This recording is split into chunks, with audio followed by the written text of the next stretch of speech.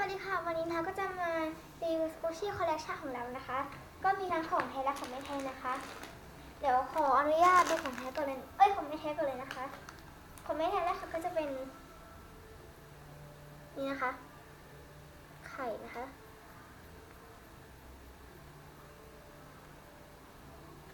ของไม่แท้นะคะ ต่อไปค่ะก็จะเป็นบันตาโตแก้มแดงค่ะเราเรียกง่ายๆว่าบันแต่งหน้านะคะต่อไปค่ะก็จะเป็นHello Kitty เฮดพันค่ะนะคะเฮดพันนะคะต่อไปค่ะก็จะเป็นแยมโรสีชมพูนะคะ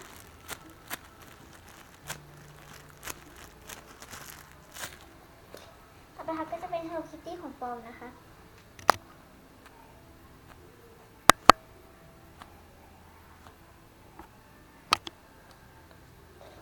ต่อไปค่ะก็จะเป็นคิมเป็นแยมโรนะคะนี่ค่ะแยมโรนะคะต่อไปค่ะก็จะเป็นแยมโรอันนั้นค่ะแต่ว่าไม่มีไส้นะคะเป็นขนมปังเฉดแล้วก็มีราดนะคะต่อไปก็จะเป็นเค้กนะคะขออนุญาตเขารู้สึกว่าหยิบไม่สุดแล้วขออนุญาตเทเลยนะคะ1 2 3อึ๊บ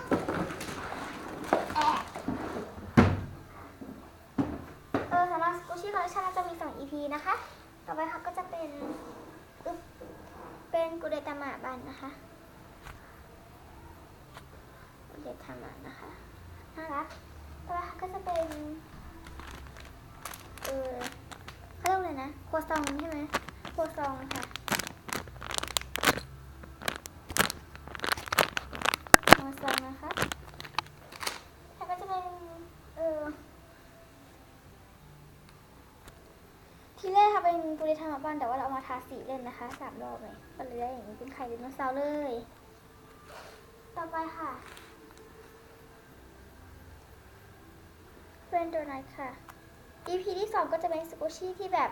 อีกเกตหนึ่งนะคะนี่คือเกตเดียวนะคะเดี๋ยวก็เป็นของน้องนี่คือของเรานะคะเราจะผสมรวมปนไปกันไปนะคะก็เป็นหน้าแม่ค่ะอันนี้ยังไม่ถึงของแท้นะคะของแท้ก็มีไม่ค่อยเยอะเนาะลมคนนะคะประมาณนะคะแล้วก็เป็นเต้าหู้นะคะที่เราเอาไปแบบผ่านมากรรมไปมากเลยนะคะเราเป็นพวกที่ชอบทารุณสกูชี่ค่ะนี่ก็ชีสแค่ต้องขาดด้วยนี่ก็เป็นบันกุยธรรมะที่เราวาดนั่นเองนะสนุกมากๆเลยแต่ว่ามันแข็งอะไม่รู้แข็งได้ไงนะคะแล้วก็มีรอยเล็บเต็มเลยข้างหลังไม่ให้ดูไม่เอาค่ะแล้วก็เป็นไม่เอาข้างหลังเขาก็จะเป็นวิญญาณวีราคูมานะคะหัวหายไม่รู้หัวไปไหนก็เป็นแพนด้าบานโบแดงนะคะเราเพิ่งเก็บสะสมนะคะไม่กี่เดือนประมาณ3 เดือนค่ะก็เป็นบานเน่านี่ไงเจอแล้วหัวลีราคุมะนะคะหัวกับตัวมันผิดด้านนะคะก็สโลนะแหม่ตกช่างมันค่ะต่อไปค่ะรู้สึกว่าจะใกล้เป็นของเทนนะโอเคเป็น Hello Kitty เป็นมินินะคะต่อไปค่ะก็จะเป็นเต่าน้อยนะคะที่เราถูกพันเทปใส่ไว้ที่หัวไม่ได้ขาดนะคะคอนเฟิร์มอิลูเมียติคอนเฟิร์มไม่ใช่แล้วต่อไปค่ะก็จะเป็นHello Kittyที่มองทุกอันเลยเนาะเป็นไอติมนะคะแต่มันโคตรจะแข็งนะคะจะซื้อมาจะได้ว่าโคตรนิ่มแต่ตอนนี้สถานการณ์ที่ผ่านค่ะท่านผู้ชมกลายเป็นแข็งปึกเลยค่ะโอเคค่ะแล้วก็เป็นคัพเค้กที่เราซื้อมาจากต่างประเทศนะคะแล้วก็เป็นอะไรวะบันอะไรไม่รู้อะนะคะเขียวก็เป็นหน้าหายก็เป็นแฮมเบอร์เกอร์แล้วก็เป็น อะไรวะซาลาเปาใช่ไหมใช่ซาลาเปาจีบนะคะก็เป็นหมีของแท้นะคะ แต่ว่าเราไม่อยากเป็นของแท้เพราะมันแบบ มันค่อนข้างแรงแต่ว่ามันแบบนะเห็นไหมคะโฟกัสไหมคะเดี๋ยวนะโฟกัสไม่เลยใช่ไม่เห็นขออภัยนะคะพยายามให้มันแบบค่อนข้างจะไม่เห็นนะคะต่อมาค่ะก็จะเป็นปี 2010 ใช่ 2010 เลยมากเลยนะคะเราไปซื้อที่ร้านญี่ปุ่นนะคะ แต่เขาขายแค่20 บาทอะโอ้โหสุดยอดแล้วก็อีคิรุไม่แท้นะคะอีคิรุไม่แท้เป็นหน้าปกนะคะเอ้ยหน้าปกนะคะหมดจังหวะค่ะต่อไปค่ะก็จะเข้าหมวดของแท้นะคะ ของอันนี้ก็ของไม่แท้นะคะเป็นคัพเค้กจากต่างประเทศนะคะแล้วก็มีน้ำของแท้ค่ะต่อไปค่ะก็จะเป็นของแท้ก็เลยนะคะของแท้ลงเหลืออยู่อันนึงขออภัยมากเลยนะคะอีกอันหนึ่งโอเคเป็นแพนด้าบันนะคะแล้วก็เป็นอันเขาเรียกว่าอะไรเป็นแบบปันประมาณนี้นะคะที่แบบ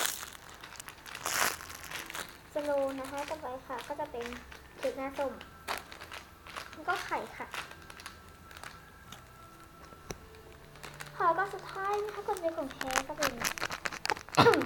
เป็นโดนัทนะคะค่ะของแท้เลยนะคะของแท้อันแรกก็จะเป็นบางปอนค่ะปิดค่ะแต่ไม่รู้แท็กหายไปไหนหนอแท็กอยู่นี่ค่ะ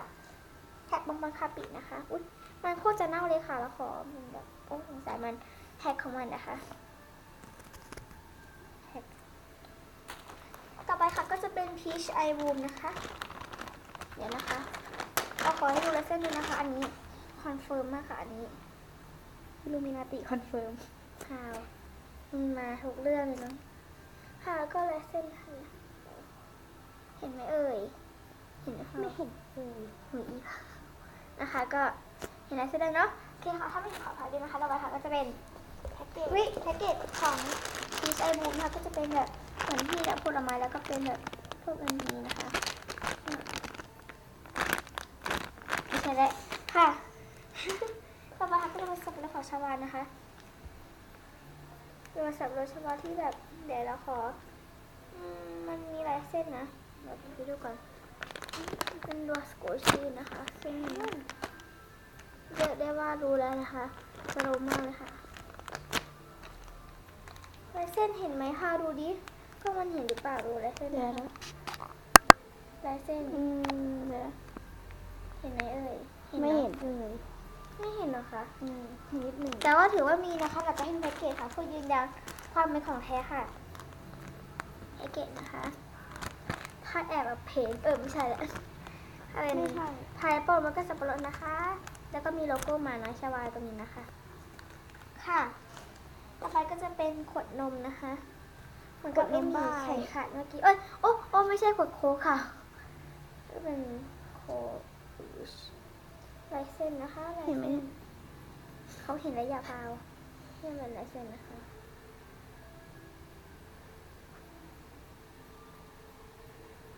ไม่เห็นว่าไม่ชัดอะถ้ามือนี้เป็นมือของน้องเรานะคะไม่ใช่มือผีแต่ประการใด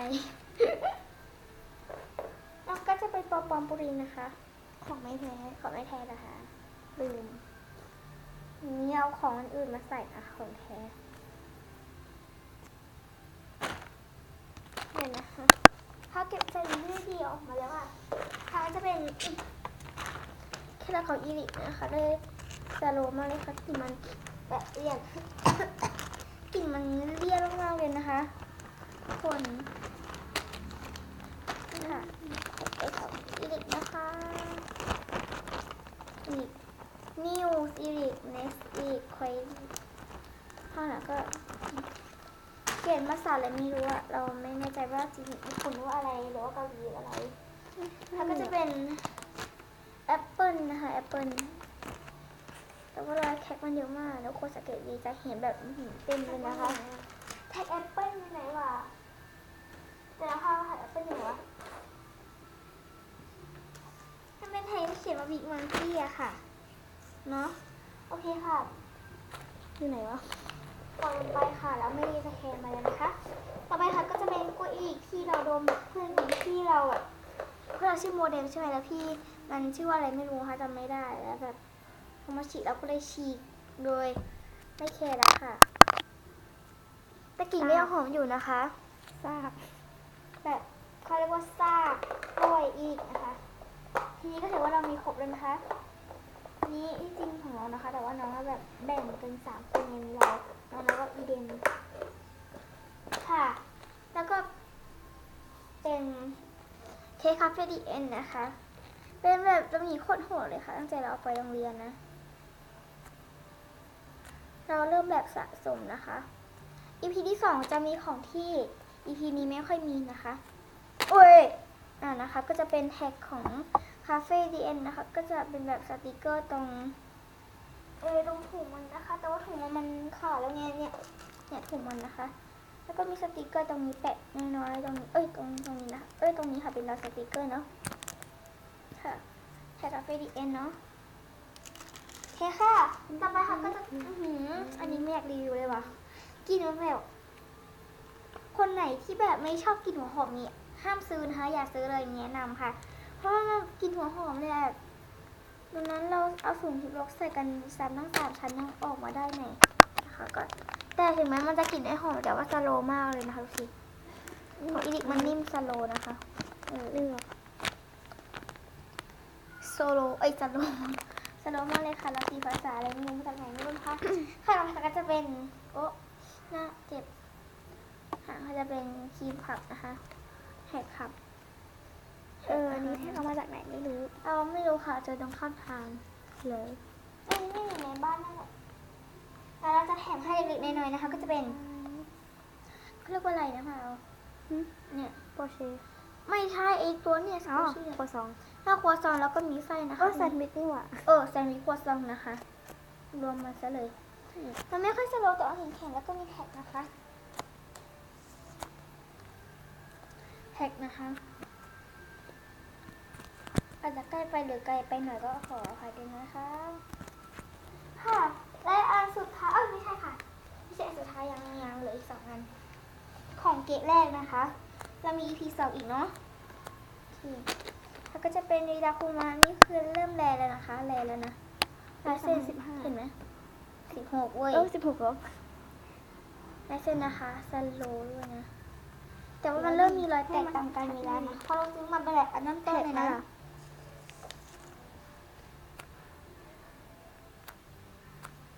ค่ะต่อไปค่ะก็จะเป็นแท็กนะให้คนนี้แล้วกูมาแท็กน่ารักมากเลยค่ะสีพาสเทลแบบใช่ค่ะขออภัยค่ะลืมให้ดูแพ็กเกจของไอหัวหอมนะคะนี่ค่ะเก็บมาขัดนี่แพ็กเกจนะคะแบบเนาะมันอาจจะยับหน่อยนะคะคิดว่าออนยันนะคะแล้วก็อันสุดท้ายซึ่งแพงสุดในคอลเลคชันเรามี2 ชิ้นนะคะคือเป็น1เป็นของไอบูมแต่ไม่บอกว่าอะไร2ก็เป็นไอ้นี่ค่ะไอบูมมีแค่เดียวอันนี้990ไม่ใช่นะคะของที่แพงสุดอยู่อีก EP นึงนะคะก็เป็นของพูนี้มารู้ค่ะอันนี้980นะคะแพงมากๆแล้วก็ใส่มาให้ได้ค่ะซึ่งเราจะไม่ซื้อนะค่ะแล้วก็ดูแพ็กเกจมาเลยค่ะก็เขียนว่าโมจิซีนนะคะถ้าอันที่ก็ขออภัยนะคะพอดีแบบไม่ค่อยจะศึกษาข้างหลังก็แบบอะไรเนี่ยค่ะก็เราจะรีวิวให้เป็นต่างงานค่ะก็จะเป็นโมเดลที่เราเริ่มเน้นนะคะว่าเริ่มสะสมค่ะเดี๋ยวคิดดูว่าก็จอบมีแต่ที่เดียวเนาะเมื่อ1 อาทิตย์ที่แล้วนะคะเพิ่งสะสมโมเดลแบบเพิ่งหมาดมากของพ่อมีใครก็ลงงานเป็นโมเดลไหมได้เงินจะมีอยู่2-3 อันนะค่ะก็เป็นแบบเหมือนนี่ก็เป็นของน้องนะคะแบบมันเป็นตะกร้าใหญ่น้องแบบตะคุยแบบกว่าจะหาเจอน้องตอนนี้แบบเรียกได้ว่าเหงื่อท่วมหัวเลยนะคะเนี่ยน้องมีความสามารถพิเศษแล้วก็มาเขียนว่าอะไร LIP ลิปตันประมาณนั้นลิปตันแล้วก็ไปใส่ยืดนะคะมาสกุชี่แต่ไม่ใช่นะแล้วก็เป็นโมเดลญี่ปุ่นนะคะจริงๆมันมีคอลเลคชันเนี่ยมี7 ตัวมีหัวเหลืองหัว ชมพู หัวม่วง หัวแดง หัวเขียว หัวฟ้า แล้วก็หัวอะไรไม่รู้ หัวดำใช่หัวดำนี่เราก็ใส่มาได้แค่หัวเหลืองตัวเดียวนะคะชุดชมพูเนาะข้างหลังก็เป็นเหมือนลายเส้นนะคะ แล้วก็เหมือนแบบตรงนี้นะ ค่ะ ต่อไปค่ะก็จะเป็น อันนี้ก็ของน้อง เฮ้ยเอ้ยนี่ของน้องนะคะ อันนี้ของน้องเหมือนกันค่ะ ก็เป็นช้อนตักมาการองนะคะ ช้อนคล้ายใบไม้เนาะ แล้วก็เป็นเหมือนเดิมค่ะลิปตันนะคะ แล้วก็มีสายยืดอึดให้น้องรีวิวเองค่ะนี่เป็นของน้อง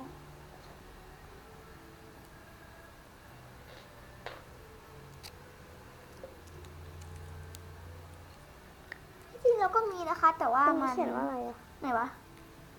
มันไม่รู้ว่าอันเนี้ยที่จริงของเราก็มีนะแต่ว่ามันหายไปนะคะ นี่ก็ของน้องค่ะ มันเขียนภาษาญี่ปุ่นนะคะ แล้วก็เป็นยืดๆตรงนี้ได้นะ แล้วก็อันนี้ไม่ยืดนะคะเป็นเหมือนที่แบบใช้โทรศัพท์แล้วก็เป็นโคตรซองเล็กๆโคตรน่ารักเลยอะแล้วก็อยากได้แต่ว่าน้องเรามันถึงก่อนนั่นแหละค่ะ ปล่อยให้น้องเขาเอ้ยจำอะไร เฮ้ยโปเกมอน นี่ค่ะก็จะเป็นโดนัทนะคะ เป็นแบบแฮมเบอร์เกอร์โอ๊ตโคตรแข็งนะคะมีไส้แล้วก็เขียนว่า แพ้ว16 นาทีแล้วนะ 16 นาทีแล้ว ภาษาไทยก็เป็นหมีน้อยค่ะหมีน้อย อุ้มอะไรไม่รู้ค่ะเป็นตัวโปเกมอนค่ะปลาหมึก แล้วก็เป็นเฮ็ดน้อยๆเฮ็ดเหมือนกัน แล้วก็เป็นซูชินี่ของเราเอง ของพาว ของพาแล้วมีอีกอันนึงของน้องแล้วกันค่ะนี่ของน้องนะคะน้องมันมียางแล้วก็โปเกมอนอันนึงอะพาว ก็นี่ไง นี่ค่ะก็รู้สึกว่าเป็นในตำนานนะคะเพื่อนผู้ชายมันบอกนะคะนี่ค่ะก็คลิปนี้นะคะก็ขอลาไปก่อนนะคะแล้วเจอกัน EP 2 ค่ะ บ๊ายบาย